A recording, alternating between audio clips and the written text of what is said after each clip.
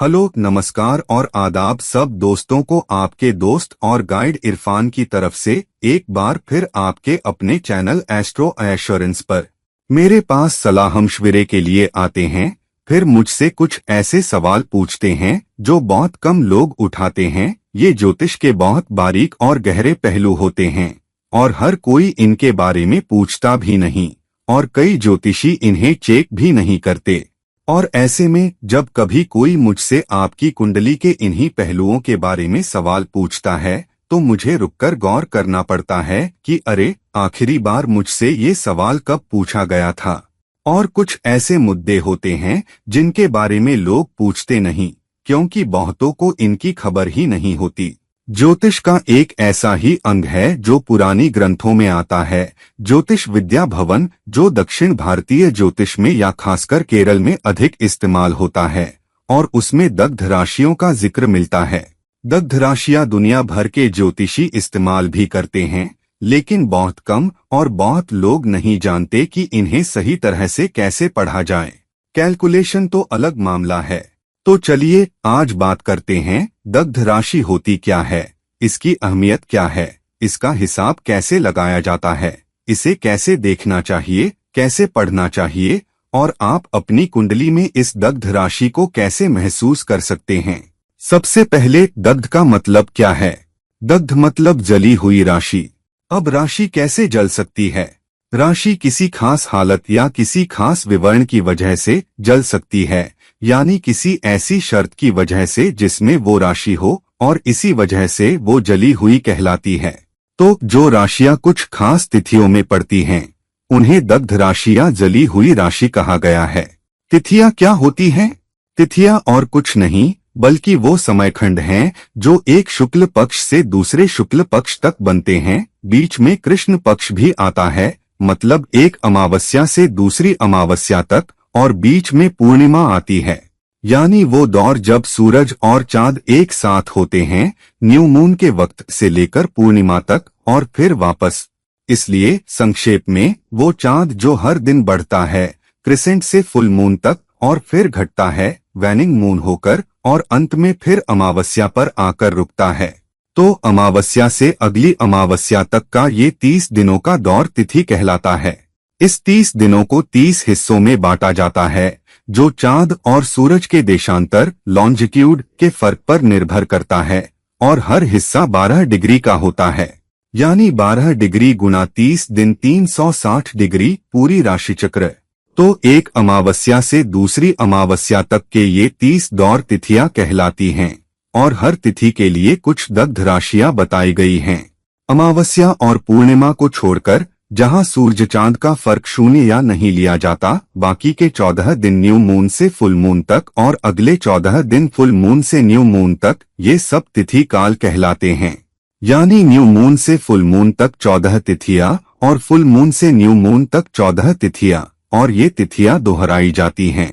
समझो जैसे आप 14 सीढ़ियां ऊपर चढ़ते हैं और फिर उसी सीढ़ी से नीचे उतरते हैं।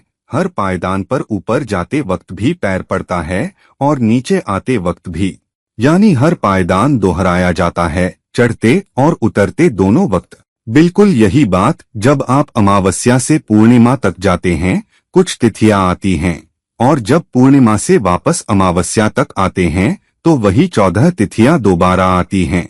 ये 14 तिथियां ही दग्ध राशियां कहलाती हैं और इन्हें जोड़ियों पेयर्स में देखा जाता है। यानी अमावस्या और पूर्णिमा को घटा दें तो बचे 14 दिन हर एक दिन की एक तिथि होती है और हर तिथि का एक दग्ध राशि काल होता है। अब दग्ध राशियां एक नहीं बल्कि दो राशियां होती हैं, हर तिथि के लिए एक जोड़ी। इनका नाम है प्रथमा या पाड्यमी, द्वितीया, तृतीया, ऐसे चलकर चतुर्दशी तक जो 14वीं तिथि है। हर तिथि की एक जोड़ी होती है, बस चतुर्दशी में 4 राशियां होती हैं। तो हर तिथि के अनुसार जो राशियों की जोड़ी आपको मिलती है वही आपकी दग्ध राशि है। मिसाल के तौर पर प्रथमा तिथि की दग्ध राशि की जोड़ी है तुला और मकर, यानी तुला राशि और मकर राशि, ये दोनों मिलकर प्रथमा या पाड्यमी तिथि की दग्ध राशि कहलाती हैं। इसी तरह द्वितीया, तृतीया, हर एक की 2 राशियां हैं जो 13वीं तिथि क्रियोदशी तक चलती हैं। इसके बाद 14वीं तिथि चतुर्दशी में दग्ध राशियां 2 नहीं बल्कि 4 होती हैं, मिथुन, कन्या, धनु और मीन। तो आप जिस तिथि में पैदा हुए हैं, इन 14 दग्ध कालों में से कौन सी तिथि, उसी से पता चलेगा कि आपकी कुंडली में कौन सी राशियां दग्ध या जली हुई हैं। अब ये बात लग्न या अश्वेत असेंडेंट से सीधे नहीं जुड़ी, क्योंकि सूर्य कैलेंडर 365 दिनों का है, जबकि चांद कैलेंडर करीब 355 दिनों का। यानी हर लग्न के हिसाब से आप किस वक्त पैदा हुए, किस दौर में पैदा हुए, आपकी दग्ध राशियां अलग अलग हो सकती हैं और अलग होंगी ही। मिसाल, अगर आप कर्क लग्न में पैदा हुए हैं और प्रथमा तिथि में, तो आपकी दग्ध राशियां होंगी तुला और मकर, क्योंकि प्रथमा या पाड्यमी के लिए तुलांकर जोड़ी है। लेकिन अगर आप कर्क लग्न में पैदा हुए मगर तिथि नौवीं है, तो दग्ध राशियों की जोड़ी होगी सिंह और वृश्चिक, यानी लियो और स्कॉर्पियो साइन। तो ये दोनों राशियां आपके लिए जली हुई हो जाएंगी। अब इस जली हुई राशि का क्या मतलब है? इसका मतलब ये है कि जो भी राशियां इस जोड़ी में आए, वो आपको पूरे असर वाले शुभ नतीजे नहीं देंगी, या तो कम देंगी या चुनौती भरे।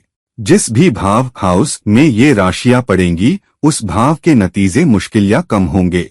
और जिस राशि का भी स्वामी लॉर्ड होगा, उसके भी नतीजे कुछ ऐसे ही होंगे। उदाहरण, कर्क लग्न और नवमी तिथि में पैदा हुए व्यक्ति की दग्ध राशियां हैं सिंह और वृश्चिक।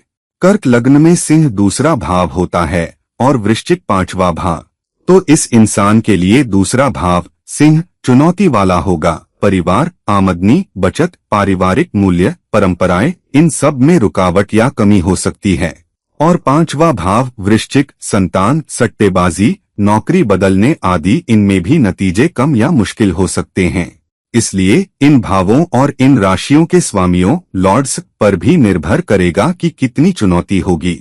मिसाल, दूसरे भाव का स्वामी सूर्य है और सूर्य मेष राशि में उच्च का एग्जॉल्टेड होकर 10वें भाव में हो और दिशा बल डायरेक्शनल स्ट्रेंथ भी रखता हो, फिर भी क्योंकि ये राशि सिंह स्वयं दग्ध है, तो सूर्य भी मुश्किल स्थिति में आ जाता है। और नतीजतन उच्च का होने और 10वें भाव में होने के बावजूद आपको करियर में भी चुनौतियां मिल सकती हैं। ये तो हुई सीधी बात, मगर दग्ध राशि के नतीजे हमेशा बुरे नहीं होते और हमेशा चुनौती भरे नहीं होते, क्योंकि ये ज्योतिष के बारीक पहलू हैं। ये ऐसा है जैसे बड़ी तस्वीर को छोड़कर छोटी चीजों पर ध्यान देना, जैसे पैसे की बचत में पाँव फिसलना, पेनी वाइज पाउंड फुलिश। तो जरूरी है कि दग्ध राशियों के नतीजों को कितना गंभीरता से लिया जाए, इस पर गौर करें, खासतौर पर ये किन भावों में पड़ती हैं और इनके स्वामी कहाँ बैठे हैं। दग्ध राशियां अच्छे नतीजे भी दे सकती हैं अगर ग्रहों की स्थिति ऐसी हो। मिसाल, अगर दग्ध राशियां त्रिक भावों 6, 8, 12 में पड़े या फिर 3, 6, 8, 12 में, तो ये कम चुनौती देंगी बल्कि शुभ भी हो सकती हैं। मगर अगर ये केंद्र भावों 1, 4, 7, 10 या त्रिकोण 1, 5, 9 में पड़े तो चुनौती बढ़ सकती है। अगर कोई पापी मैलेफिक ग्रह दग्ध राशि में बैठा हो तो वो अच्छे नतीजे दे सकता है, खासतौर पर अगर वो मार्गी डायरेक्ट हो। मगर अगर कोई शुभ बेनिफिक ग्रह दग्ध राशि में हो तो वो कम या चुनौतीपूर्ण नतीजे दे सकता है। हाँ, अगर वही शुभ ग्रह वक्री रेट्रोग्रेड हो दग्ध राशि में तो वो अच्छे नतीजे दे सकता है। तो अगर दग्ध राशि में किसी पापी और शुभ का संयोग कॉन्जंक्शन हो और पापी मार्गी हो शुभ वक्री, तो उन ग्रहों की दशांतर्दशा में बहुत अच्छे नतीजे मिल सकते हैं। सबकी सहूलियत के लिए मैं एक तालिका भी दे रहा हूँ, किस तिथि में पैदा होने पर कौन सी जोड़ी दग्ध राशि बनती है। इसलिए जरूरी है कि आप अपनी कुंडली, खास तौर पर लग्न कुंडली में देखें कि आपकी जन्म तिथि क्या है।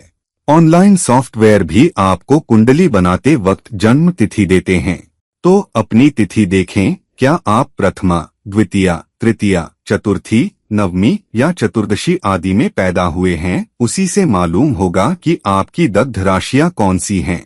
अगर चतुर्दशी है तो 4 राशियां होंगी।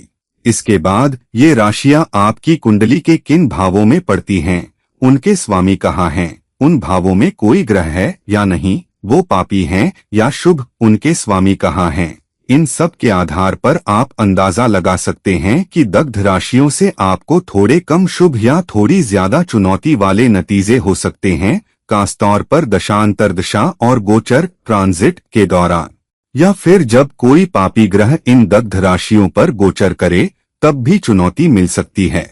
फिर भी जैसा मैंने शुरू में कहा, कई बार ज्योतिष के बहुत बारीक पहलुओं को बहुत तूल दिया जाता है। हमें सावधान रहना होगा कि कितनी गहराई में जाना है और कहीं पेड़ों के लिए जंगल न छूट जाए या झाड़ियों के लिए जंगल न छूट जाए। जब मैं ज्योतिष सीख रहा था तो मुझे बताया गया था दग्ध राशियां देखना और उनसे नतीजे निकालना उस इंसान जैसा है जिसके पास 1000 सोने के सिक्के हैं और वो एक जंगल से गुजरता है। जंगल डाकुओं और बदमाशों से भरा है। वो सलामत जंगल पार करता है, फिर सिक्के गिनता है तो पाता है कि एक सिक्का गायब है। अब वो उस एक सिक्के की तलाश में वापस उसी जंगल में लौट जाता है, बिना इस बात का ख्याल किए कि उसके पास 999 सिक्के अभी भी सुरक्षित हैं, और वो अपनी सारी जानमाल की बाजी लगाकर उस एक सिक्के के लिए वापस जाता है, ये भूलकर कि जंगल में जानवर हैं, अंधेरा है, डाकू हो सकते हैं, और उसे शुक्रगुजार होना चाहिए कि वो पहली बार सलामत निकल आया। ज्योतिष के बारीक पहलुओं में बहुत अंदर जाना, हर छोटी चीज को निचोड़ना और छोटी छोटी बातों पर बहुत परेशान होना, ये आखिरकार जीवन में गलत फैसले, गलत रास्ते और बिगड़ी हुई जिंदगी की वजह बन सकता है। ये वही बात है पेनी वाइज पाउंड फुलिश। तो मेरी सलाह है, एक ज्योतिष छात्र की तरह और ज्यादा सीखें और समझें, और बस इस बात का ख्याल रखें कि दग्ध राशियों से कौन से भाव और राशियां आपके लिए चुनौतीपूर्ण हो सकती हैं, मगर इस पर बहुत जोर न दें, क्योंकि बहुत बारीक पहलुओं में बहुत गहराई तक जाना पेड़ झाड़ियों के पीछे जंगल को भूल जाना है।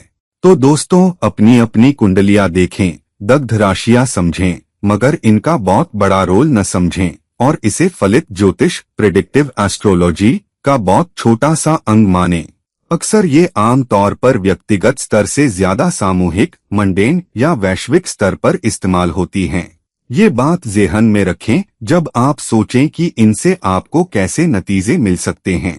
तो दोस्तों, इस वीडियो को लाइक करें, शेयर करें, और अगर आप मुझसे व्यक्तिगत परामर्श लेना चाहें तो नीचे दिए गए लिंक्स के जरिए मुझसे संपर्क करें।